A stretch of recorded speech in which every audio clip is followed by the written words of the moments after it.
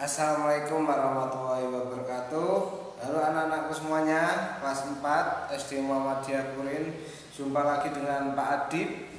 Hari ini hari Senin, tanggal berapa ini? Tanggal 27 Juli 2020.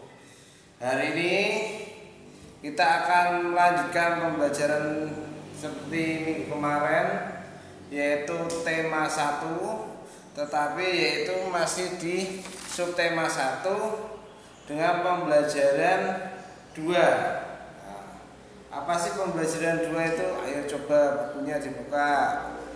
Nah, coba kalau di buku tema itu ada di halaman 17 ya.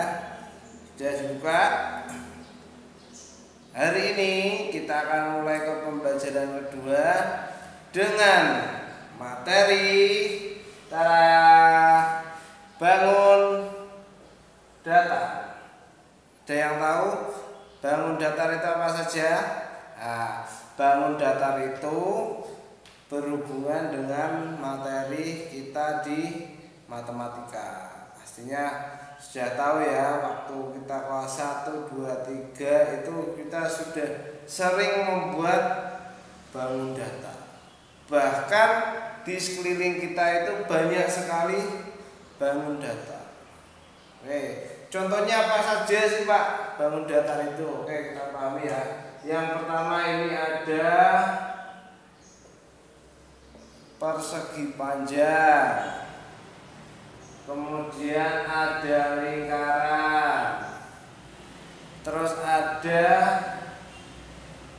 layang-layang yang sukanya di rumah bikin layang-layang itu. Kemudian ada segitiga. Bahkan papan tulis ini yang ada di belakangnya Pak Adib ini bentuknya bangun datar semuanya, anak-anakku semuanya. Bentuknya apa coba? Nah, seperti ini ya. Persegi panjang. Persegi panjang itu termasuk segi 4. Nah, segi 4 itu ada banyak sekali. Ada persegi panjang, ada persegi aja, ada layang-layang juga, ini segi 4 juga. Ada belah ketupat, jajar genjang, trapesium, dan lain seterusnya. Ada juga yang kita injak di lantai itu bentuknya juga segi 4 dengan jenis persegi. Kemudian di paving itu ada yang bentuknya seperti ini, lihat ya. Nah, ini juga termasuk bangun datar. Nah, ini tapi segi ada berapa ini seginya? 1, 2, 3, 4, 5, 6. Ini adalah segi 6. Ada juga segi 5. Ada juga segi 8. Nah, paving itu biasanya seperti ini ya. Ini segi 8. Nah, banyak sekali dan lain seterusnya. Banyak sekali kalau kita Pak Adib kasih contoh bangun datar, mungkin papan tulis ini penuh dengan bangun datar. Nah, sudah paham ya untuk bangun datar macam-macamnya apa saja ya. Kemudian pada kesempatan ini Pak Adib akan menjelaskan tentang segi banyak. Nah, apa sih segi banyak itu? Oke, segi banyak itu bangun tertutup yang seluruh sisinya dibatasi oleh garis yang memiliki banyak segi dan sudut sedikitnya ada 3 sisi. Ya. Berarti sebuah bangun tertutup, apa sih bangun tertutup ya kayak gini. Bangun tertutup ini ya tidak ada yang terbuka, dari garis ini semuanya tertutup. Nah, kalau terbuka berarti ada yang garis tak buka gitu. Kurva terbuka, ini disebut kurva terbuka, tapi menutup yang ada di dalam, ini disebut kurva tertutup atau bangun tertutup ya. Tadi segi banyak ciri-cirinya tadi apa saja sih yang tadi Pak Adib jelasin? Syaratnya segi banyak itu apa saja? Nah, bangunnya tertutup,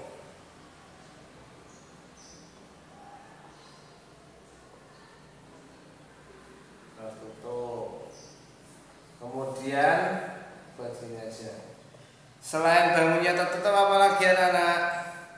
Memiliki sedikit minimal sisi minimal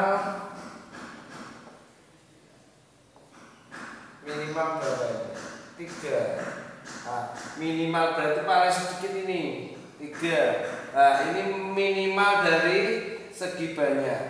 Oke, paham ya? Berarti kalau kamu mencari segi banyak, berarti pertama kamu tulis adalah segitiga, karena ini dari kategori segi banyak, segitiga ini adalah salah satu persegi yang paling sedikit dalam kategori segi banyak.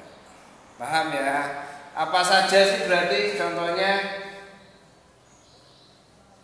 Persegi panjang,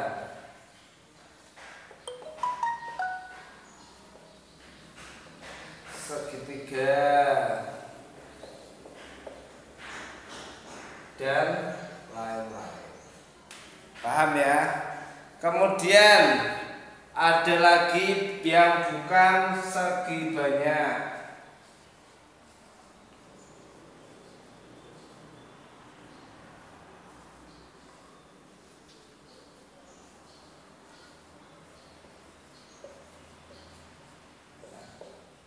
Nah, di sini di halaman 18 itu kalian bisa dibuka. Ini ada contoh-contohnya segi banyak dan ada yang bukan segi banyak. Oke. Nah, kalau segi banyak itu kategorinya bangunnya harus tertutup dan minimal sisinya ada 3. Kalau bukan segi banyak, boleh bangun tertutup,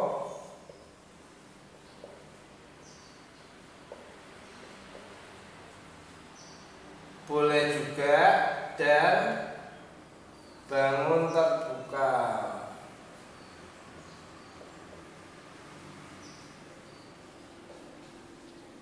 Nah, contoh terbuka itu ya kayak gini, Mas.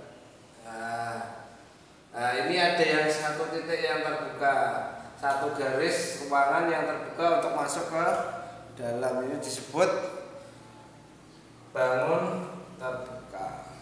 Oke, paham ya? Nah, ini dan syaratnya tidak harus garis,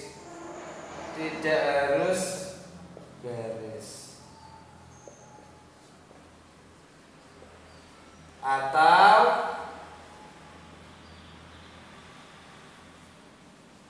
menggunakan lengkungan.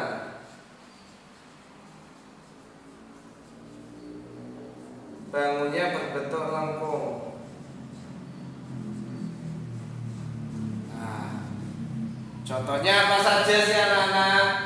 Untuk bangun yang berbentuk lengkungan itu apa saja? Apa ini? Ya, lingkaran.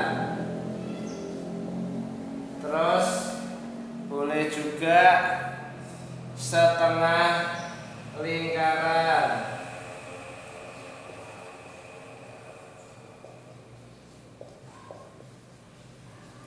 Kemudian ada lagi lingkaran tapi ada lonjong, itu disebut apa ya?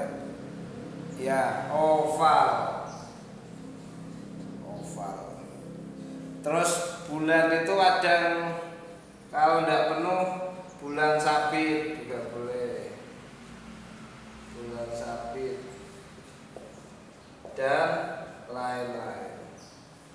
Oke, itu ya. Nah, jadi bukan segi banyak itu terdiri dari lingkaran, setengah lingkaran, oval, bulan sabit itu termasuk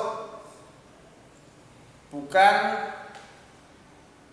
segi banyak.